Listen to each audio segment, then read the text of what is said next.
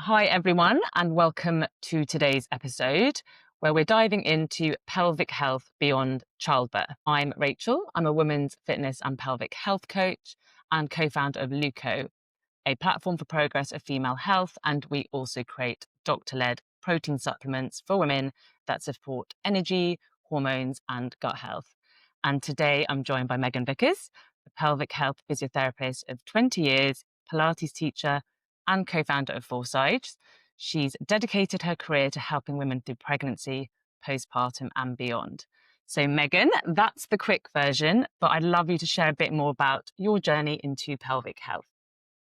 Thanks, Rachel. Well, I started my career as a physiotherapist as probably what most people think of when they think of a physio.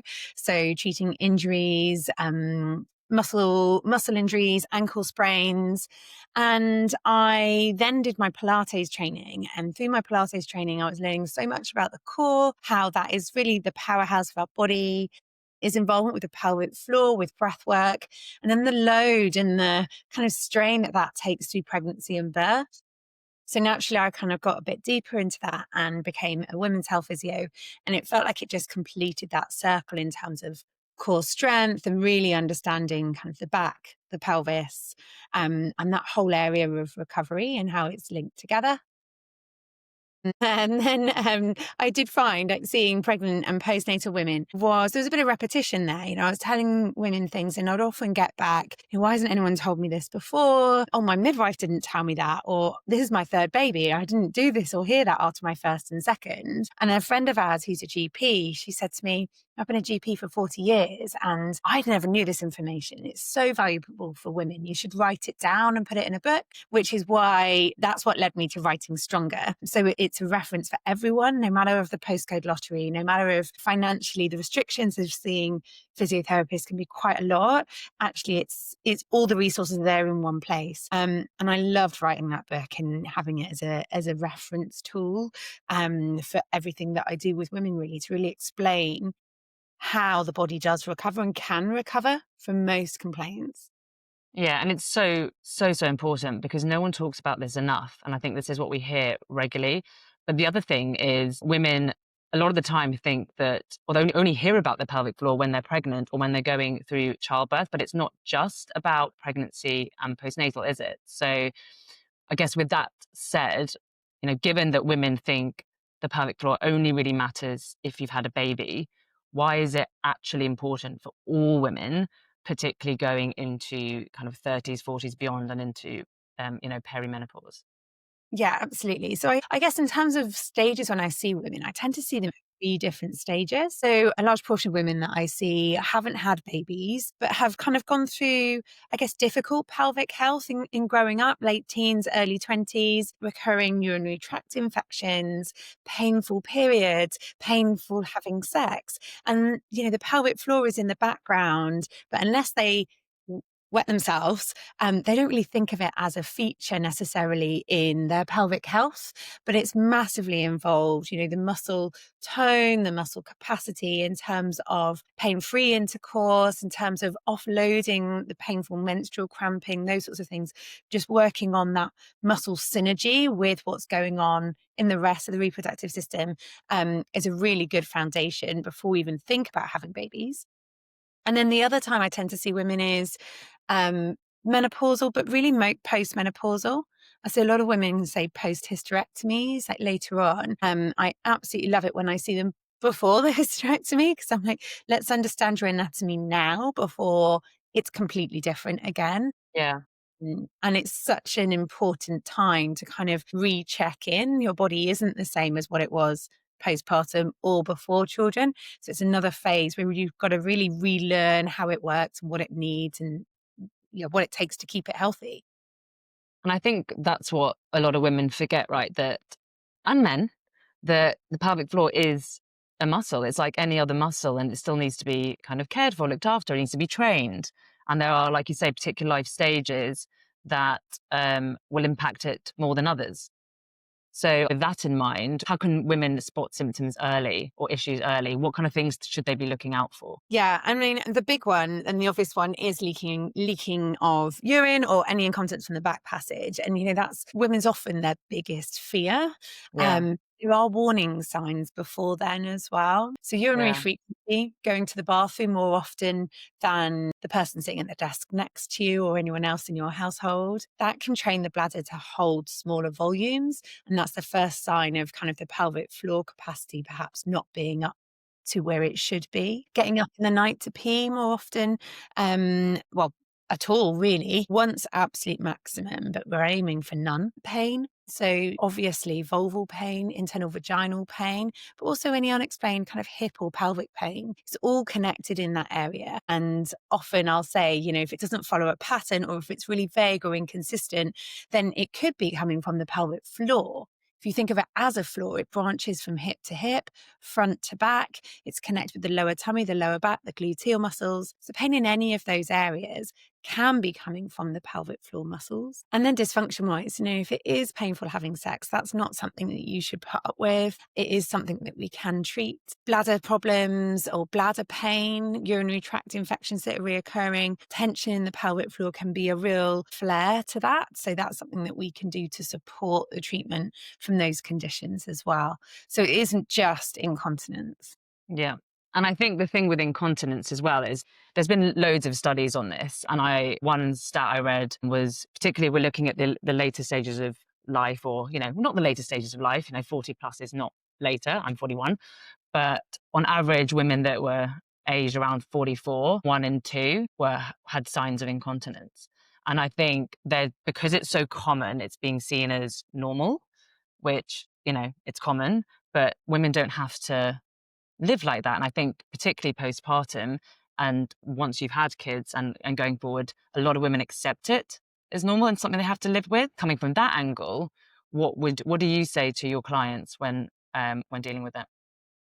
Yeah, I think, I mean, you're totally right. Like it doesn't happen overnight, I find. It's like, oh, a little bit, or I laugh too strong there, but because I'd had a glass of wine, it's fine. Or, well, now that's happening every time I go out with my friends, I leak a little bit.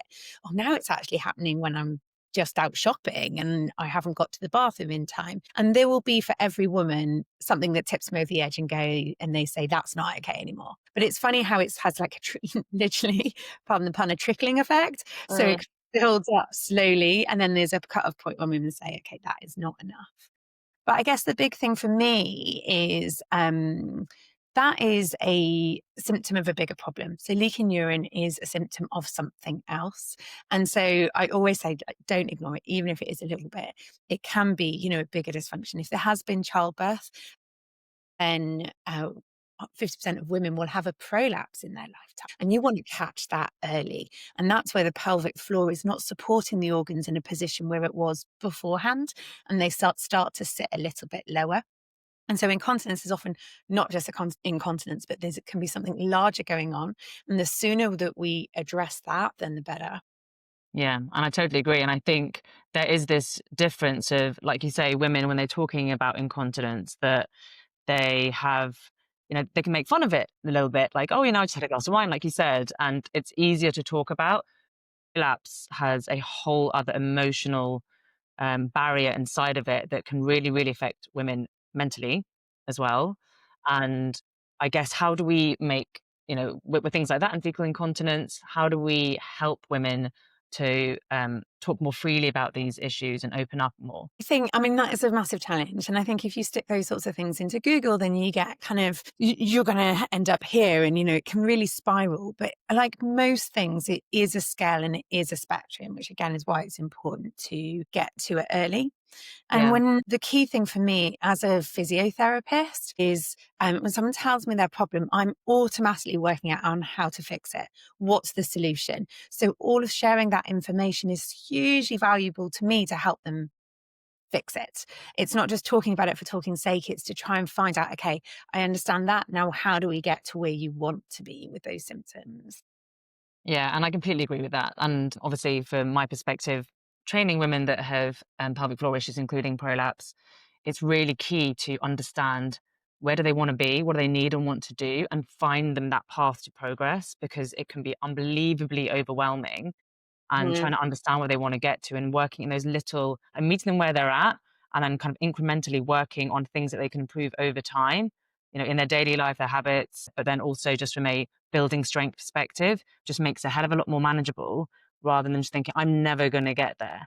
And I think that it's like, and like you say, they go into Google and or they'll have they'll talk to a health professional that might say, you shouldn't lift your kids. It's what I hear all the time. You shouldn't lift your kids. And that is extremely damaging for a woman, obviously.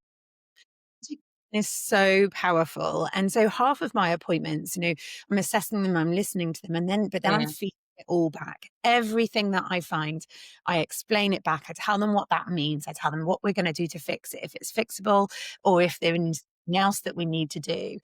It's no point me having all the information and me understanding it. That's not helpful to anyone else. I need to make sure that the women understand it. And most of the time they feedback and they're like, okay, great. I feel reassured. I feel reassured because I know what it is I'm dealing with. I know the severity of it and I've got an action plan to work with it. And that's why we share. That's the most important thing, is so that we can help one another to get better. Yeah, I know. I totally, totally agree. And on that, because the first port of call would always be go and see a pelvic health physio. Obviously, any clients that I deal with, I immediately refer them to yourselves and a number of physios. And one question that did come in was, how do you find a good pelvic health physio? How do you choose a good one?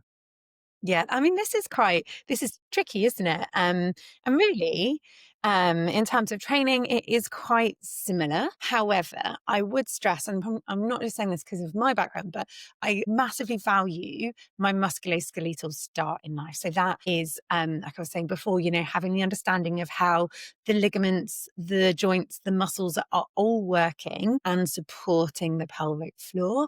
And you've got to look at the body as a whole. Having a vaginal examination in lying and giving someone a score of what their strength is and asking them to do the squeezy out 3 times a day is one part of what a women's health physiotherapist does. There's a whole lot else associated with it. And that's understanding how the glutes are working, whether the core's working well, is the back in a neutral position, because how we stand and how we move all affects what's happening and what's coming out of the pelvic floor. And so it needs to be done together. We should examine women in standing. We should ask them to squat, to lift a weight over their head, all as long as you're not squeamish, whilst having a vaginal examination to see what's happening and whether they can actually lift and tolerate that load. And so I would definitely say, just make sure that they are trained in a broader aspect rather than just urogynecology. They need to understand the whole musculoskeletal system.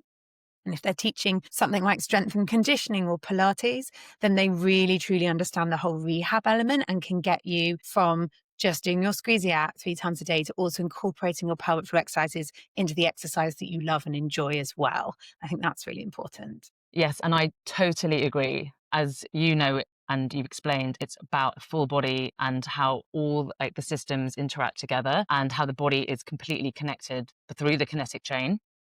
And we even look at the pelvic floor and talking about how your feet can impact it and your jaw can impact it. And I think that's where it's part of the respiratory system, right? So your diaphragm and your pelvic floor work together. And I think without women understanding this and the awareness, and they're focusing so much on just the pelvic floor exercises, which, let's face it, women don't really want to do and forget all the time, it can be really difficult for them to know then like how to move forward, right? Yeah, yeah, absolutely. And, there's lots of tools and devices that we kind of are marketed to as well. And understanding where to start. Women's health physio is the start. It's not the end goal. Yeah. We are there to tell you about those things. And I would encourage someone to do that first before investing in any of these tools. Or, if you add up the cost of all the tenor ladies over the time, it probably is the same amount as seeing a women's health physiotherapist. And I should say, we are available on the NHS as well, via Yeah. the GP, you can get a referral for women's health. And then we can be, that's literally as far as treatment needs to go. Or if you need anything else, like devices to use at home, muscle stimulators, kind of tools to support your recovery, then we can direct it. But yeah, thinking that's where we start and not to be embarrassed, because this is, like I say, the information Mm. that you immerse is how you make it better. Yeah. And I think that's so true, right? You actually just made a really good point, which is you could buy all of these devices and all the things when you could just put that money towards seeing a really good pelvic health physio like yourself that could then set you up for success and like a plan going forward, getting women to understand their body more, you know? And not being afraid to ask for what they want, because like you said before, like it's quite normalized, a bit of incontinence, isn't it? You know, wet myself laughing. Mm. But often I'll find with women, particularly I have to say mums, because they prioritize everybody else, is that if they look at what they've taken away, what they've stopped doing, the barriers that they've put up, and you know, Yeah. I couldn't do that or I can't do that because of X, Y, Z. If you can be really honest with yourself and say, what would you like to do? Or what have you stopped doing because of this? And ask for that. And then we can be realistic about how you get there, rather than, you know, it just being, well, you're going to do squeezy app. There are so many other things that could be helpful to get someone, say, back running or carrying their baby in a sling. There can be lots of, you know, the goal can be huge and different for everyone, but don't be afraid to ask for what you want to be able to do. Yeah, and that brings me quite nice onto another thought, which I get a lot, obviously, in my field. But so many women worry about, particularly from Dr. Google and other advice that they've been given, worry about running, lifting heavy weights, and doing HIIT in particular. So, from your perspective, how, and thinking about their baseline as well, how can women, let's say, safely, although I hate kind of using that word because immediately when you say safe, it kind of evokes fear straight away. I'm like, oh, what is safe? What isn't safe? But, you know, how can women get back to those things that they love doing whilst supporting their pelvic floor and strengthening it and also making sure it relaxes? Because we know that's a big problem. Women don't know how to let go when Yeah. they've got issues. How do you view that? I think, again, coming back to that education, that understanding of the condition and what's gone on. So, pregnancy, childbirth, because that is normally the instigator for things, particularly like prolapse anyway, it's a hypermobile condition. Everything has moved too much. And we know that women who also have hypermobility, so stretchier ligaments, can touch their toes, palms flat on the floor, knees pushed back, hyperextend the elbows, all signs that you have perhaps stretchier collagen than the other end of the spectrum. That is what, if you have a prolapse, then that is also a hypermobile condition. So things are moving too much. The solution to all of those things is to build more strength. If you do nothing, if you don't lift your children, if you sit down and you follow the kind of perhaps the Dr. Google, then you're actually feeding into the laxity. You're feeding into the getting looser, losing your muscle tone, getting stretchier and even more hypermobile because you don't have the muscular stiffness that you get from muscle and strength training.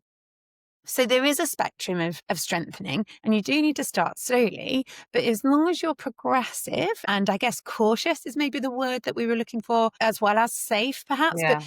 cautiously progressing. You're not going to go in and do heavy kettlebell swings or ball slams. You are going to lift and learn how to lift your pelvic floor from ground to overhead, from sitting to standing. You're then going to put 10 kg weights on either on a weight vest or close to your body. You're going to progressively increase that 2 to 5 Ks every 2 to 4 weeks until you're at a low which feels functional. So if you've got a heavy toddler, you need to be lifting and carrying that weight at least. If you're running, then you need to be able to lift 3 times our body weight, which is mad. So It's the super end, intense. It's a high impact activity every time our feet hit the ground. That is force right up absolutely. through the pelvic floor. Yeah. And you can train for that. And so, you know, I don't lift 3 times my body weight, but I do run. But it means that I'm constantly reaching to build more strength. I'm not limiting myself, but I have a prolapse, but I don't feel it most of the time because I'm always training it so that I can do the things that I love. And I know that if I stop training it and I lose my muscle stiffness, things become more mobile and I may well feel my symptoms more. Yeah, I completely agree with you.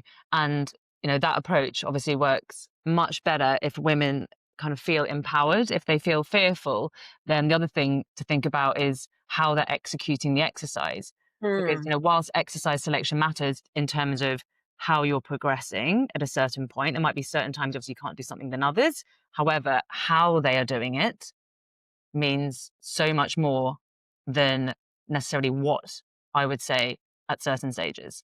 Because if a woman is fearful, and I'm sure you see this all the time as well, if a woman is fearful, they are holding on to so much tension that if they're trying to do a deadlift while they're squeezing their glutes, they're just not going to be able to let go.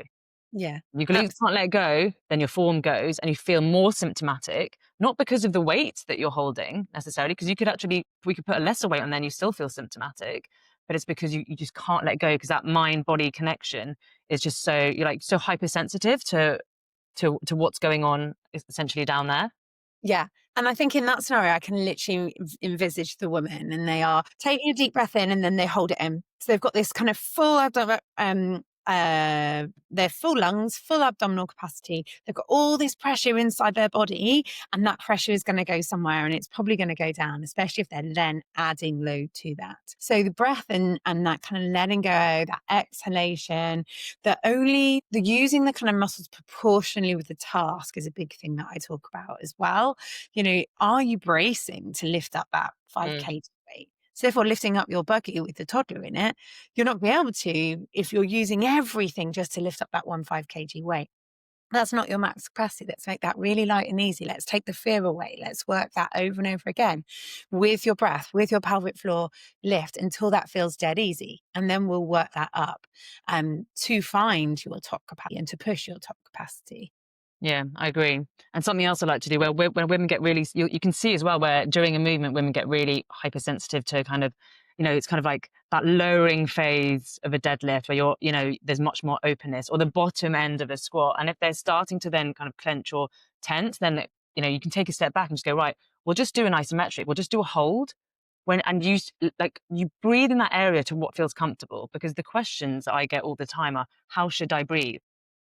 And I mean, you know how to breathe, but your body will like have a way of just reverting during particularly tense times, or, you know, stressful times, or, whatever it is. But there's no like right or wrong way to breathe in an exercise. Someone might need to inhale much more at a certain point than others just to allow that opening. Some people will need a bit more of a lift and need to probably exhale a little bit more. So I think that awareness piece again, and giving women the tools to be able to feel confident in how they should move their body and how they can adapt at certain times is really, really useful. And I think everything you've just said there that someone gets from strength training and having some support is what you need to do as the precursor to running or the sport that you want to play. It's often people will be like, well, I can't do strength training because I have a prolapse, so I'm going to do everything Yeah. but no, that is exactly what you should do. That is beginner level, let's call it. And then higher level is running, or being able to run on a tennis court. You start by practicing your breath work out of context, train your pelvic floor to be able to lift, be able to release, to move through the range. So then when you're playing sport and when you're running, you don't have to think about it. You're confident in what you've achieved and the strength you've built, so you can do the activity that you ultimately want to be able to do Yeah. without thinking about it. Yeah, exactly. And so just briefly on, because we talked about it a bit before, we're talking about pelvic floor exercises and Kegels. Now, a lot of women just think that's what they should be doing. What are the biggest myths that you see? And I said not to say mistakes, but what are the biggest myths that you see when it comes to what's out there on pelvic health and what women should be doing? Yeah. Do your pelvic floor at traffic lights, whilst you're on the tube, whilst you're doing something else. I Yeah, mean, what other muscle you train with that advice? Do that's it while that's a really, really good point. Like you wouldn't do deadlift while you're just waiting for a bus, would you? right, or, whilst you're writing your shopping list, just do this. Like, there's no other muscle in the body that we would train with that flippancy. Mm, If we have a problem with this muscle, we need to, I always say, take it to the gym. We need to train it. That doesn't mean you have to step inside a gym at all, but you need to really feel like you have tested what it can do and pushed its limits. And that is how a muscle builds and changes and adapts. And so a little bit here, a little bit there is literally like having a weight around doing one bicep curl. Half an hour later doing another one. It's not going to do enough to change the muscle. So each set of pelvic floor exercises that you do, you should feel like you've exhausted it, for want of a better word. Like you don't really want it, you can't or don't want to do another one. You've done as many as that muscle can do. That counts as your set, rather than spreading that out throughout the day. yeah, and I guess to keep it simple for the women that are listening is treat it like you would doing any other strength training. You want to challenge your body. You want to Yeah. be able to not necessarily work to exact failure, but you want to get, to the point where, like you say, you feel like you can't do anymore. It's progressive overload, isn't it? Yeah. And so often, I mean, the gold standard is 10-second holds 10 times and 10 fast contractions. So that's a test. And I always say to anyone, and I'm sure you do when you're training women, actually the number is slightly irrelevant. We're aiming for somewhere around there, but what the feeling is the most important. I want you to test how long you can hold that contraction for at the top and then feel the release. You don't want to be holding it and it trickling away and fading out. You want to be able to lift it, hold it, release it. And then you test it. That's the first one. Let's say you can do that for 5 seconds. You want to do another one. You want to hold it for 5 seconds. Let's say by the 4th or the 5th repetition, you can only hold it for 2 or 3 seconds. Well, then you're hitting fatigue. So then your prescription that you start with is 5-second holds 3-4 times. We're pushing you a little bit. Doing that, and then when you feel like that's achievable, we see if we can hold it for 6 or 7 seconds and do 5 or 6 repetitions. And we're aiming for that 10 seconds, 10 times. But that's, again, kind of going back to the exercise prescription. What other muscle do we tell every single human being that they must do 10 seconds, 10 times and 10 fast ones? It's, it doesn't really make sense to me in terms of an exercise prescription point of view. Something else I wanted to touch on is lifestyle habits. And we know how important things like gut health and how it affects pelvic health, particularly regarding bowel movements and habits. So we know that constipation is a risk factor, putting extra strain on the pelvic floor, just as one example. From your perspective, what do you consider most important for women to know in this area? Yeah, I think understanding that how the body works and how what we put in has a massive effect on what we get out of it. But also, again, I was saying before about how the symptoms often kind of will trickle and grow to a bigger thing. Women put up with incontinence and constipation like they're a normal thing until it gets to the point. But again, like incontinence, constipation is a warning sign of something bigger. So not going to the toilet often, having very hard stools that are difficult to pass, all sign of stuff kind of going on up the chain.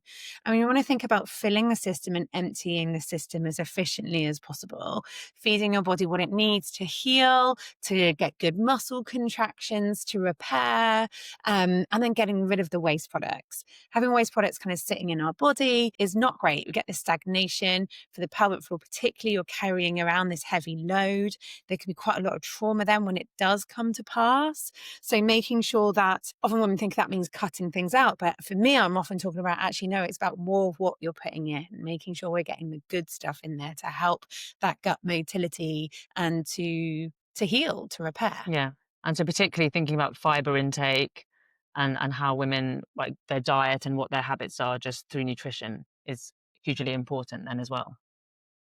Yeah, absolutely. So protein is obviously is a huge component of muscle and what we need for muscle repair, but also water, fluid, stuff that's easily absorbable. Magnesium's massive importance for muscle contractions, as is calcium. So often, you'll hear constipation, you'll hear fiber. For me, I think a lot of women actually just need a little bit more of those things which help it to be absorbed, help the kind of movement through the system. And so making sure that we're giving it all that extra stuff, so stuff isn't sitting in the system as the body's attempt to kind of get every last bit out of it. Let's give those supplements, those things that the whole system need in excess. So then we've got a better waste product. Yeah. And that was super important for us when we were building LØUCO, was we wanted to make sure that, knowing that women need to think so carefully about what they put into their bodies from a hormonal gut perspective, because we are more prevalent to having these kind of issues, is that we wanted it to be high fiber. We wanted to make sure that we were supporting hormones with ingredients that didn't affect it, and going through that process to ensure good gut motility. Mm-hmm. Yeah, and I think that's really important. Again, kind of saying to women, often they have to cut stuff out. For me, I try and discourage that. That's my job as a physiotherapist. Okay, well, that hurts, don't do it. I say, okay, well, this is where you want to be. So what do we give your body to make that happen? And again, thinking about, we prioritize ourselves quite low on the list, and things which are easy to make up. So like, I will often have like a LØUCO smoothie through my day or have a batch. It's not, as great making them in a batch and leaving them there, but as a busy mom or, a new mom, it's essential. And actually having something you can just pour yourself throughout a day or even a couple of days is such a healthy and vital thing to have as a go-to one-handed grab. Yeah, and I think that we forget just how busy we got. Most of the time, we just forget to eat. Let's face it; it's really, Yeah. particularly in the morning when we're rushing off to work or to the school run, and the kids are screaming. Like it becomes quite difficult to think about ourselves, which is obviously super super important. Yeah, but also reframing it too. Like how often, I'll look in the cupboard or in the fridge and be like, oh, I've got nothing to eat. Actually reframing it and being like, protein shakes and supplements are not just for bodybuilding gym goers. Like that is such a great nutritious snack. It's so good for your body. It's, think of it as your Mm, treatment uh, rather than I'm just hungry. that's a really, really good point. Well, I know you've got to rush off, but thank you so much for your time. So, I just quickly recapping, we know that pelvic health isn't just about childbirth and having kids. We know that it's a lifelong thing that we need to be thinking about it. We need to treat it as every other muscle. Exercise is necessary if you're struggling to like connect to the pelvic floor. If you notice any issues that we've talked about through here straight away, make sure you get this right support and seek out a good pelvic health physio. Take a look at their background, see if it's a right fit. We know about other lifestyle factors that include it. We know we need to keep hydrated. We talked about, constipation and gut motility, gut health. So there's many, it's an all-encompassing, multifaceted area that women should think of as a whole rather than just necessarily the pelvic floor and Kegels in itself, which is what tends to happen when people first come into thinking about the pelvic floor. Um, Yeah. on your side as well, you've also revamped Foursides and have an amazing new studio in Northcote Road. Do you want to touch on a little bit about your new studio and where people can find you? Yeah, it is super exciting because it's for me, and kind of I've touched on this as well, like our whole body health, or my husband, we work together, what he calls our musculoskeletal health, how our muscles and our skeletons, how strong and healthy they are. It's a whole body thing. It's not just seeing a physiotherapist, but it's, the nutrition aspect, the movement aspect, doing stuff that feels good and makes us feel good and feeling well enough to be able to do that. And so when we built Foursides, it was about the four aspects of that, movement medicine, actual medicine, women's health, strength training. And now we actually have it all under one roof. So we have women's health, physiotherapy, Pilates, strength training, yoga for mindfulness, and it just feels great to be there. People enjoy being there. And that's was always our vision for musculoskeletal health. It shouldn't feel like you're walking into a white coat environment. It should be like walking somewhere that feels good to be. So yeah, and it's on Northcote Road, and it feels in this lovely community right in the centre of where families are growing up, so that it's, our kids are there all the time. We want it to be accessible for everyone. And I can vouch it is an amazing venue and it's absolutely beautiful. And I can't wait to spend more time there. So thank you, Megan. And if you're interested in supporting your gut health and hormones day to day when you are time limited, then you can also check out LØUCO. So thank you very much, Megan, for joining, and I will see you soon. Thanks, Rachel. That was great. Thank you.